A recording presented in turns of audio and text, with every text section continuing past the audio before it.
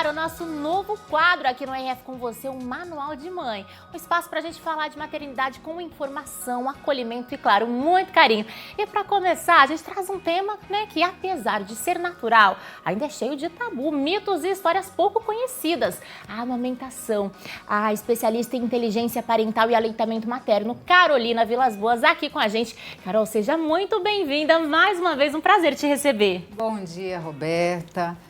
Bom dia aos telespectadores. É uma honra falar de um assunto tão importante para a vida de um bebê e para a saúde da família toda, inclusive. Com certeza. Para a gente começar, vamos do início, eu costumo dizer, o que é que ninguém sabe, sobre a história da amamentação, Carol? Nossa, Roberta, é tanta coisa. Olha, hoje, 45,7% das mulheres amamentam até o 6º mês de vida do bebê.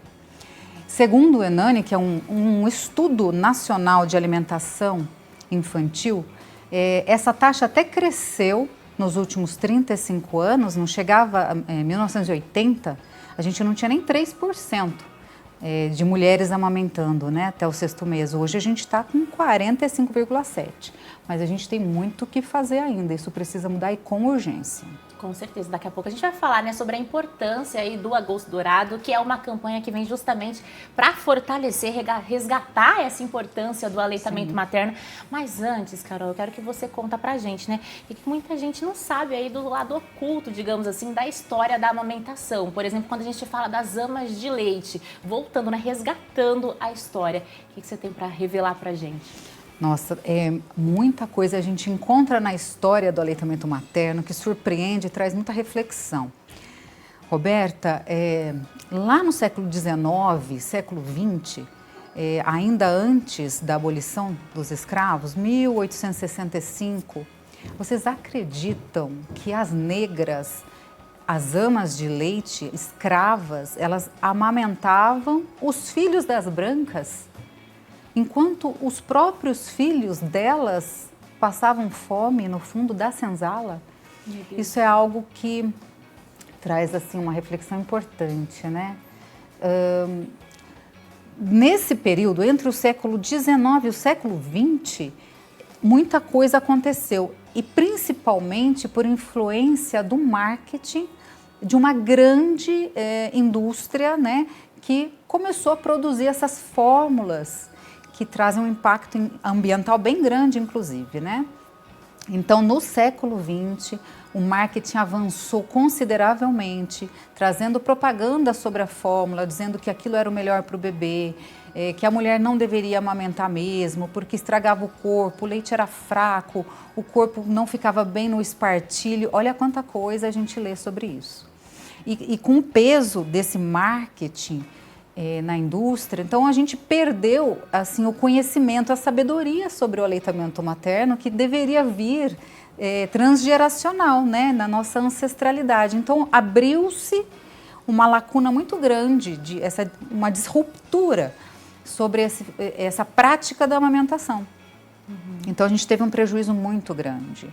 Nessa época que as fórmulas elas começaram a ser moduladas com farinha, açúcar, leite de vaca, numa época que a vaca nem era tratada com vacina, então contaminava bebês, milhares de bebês morreram no século XX. E isso, nós estamos falando de uma data, olha, isso veio começar a mudar em 1980 aproximadamente. Super recente.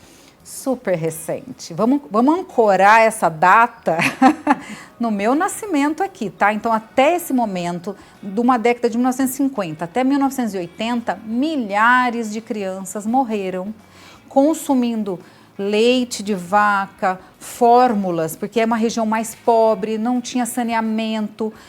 Começou-se a usar mamadeiras, Roberta, que as pessoas não higienizavam. Meu Deus. Então, a prática do uso de mamadeira com fórmula matou, Aumentou um índice subiu o índice de infecção das crianças, a desnutrição cresceu muito, então a morbimortalidade disparou, E aí, eu quero fazer um recorte aqui, eu quero trazer uma reflexão que me chama muito a atenção. Nessa época, inclusive, se tinham muitos filhos, né?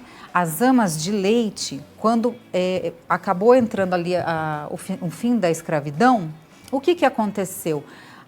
Elas foram muito valorizadas depois, né? As negras que amamentavam tiveram um valor depois que elas não estavam mais servindo como escravas, mas aquela produção de leite, elas ficavam 18 meses vendendo aquilo, né? Como um comércio.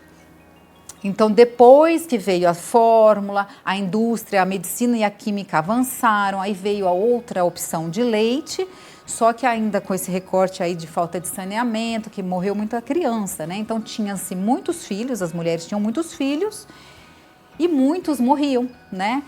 Aí, esse recorte que eu quero conectar com outro assunto, que é a minha especialidade, isso me chama muita atenção. A gente ainda tem hoje, Roberta, um relacionamento com a criança que trata a criança de uma forma muito invisível.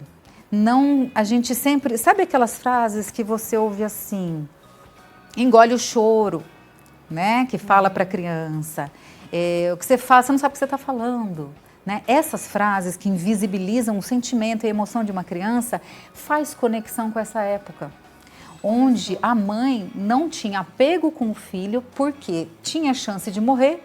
Então, para que eu vou me conectar com essa criança se eu posso ter uma dor depois da perda, né?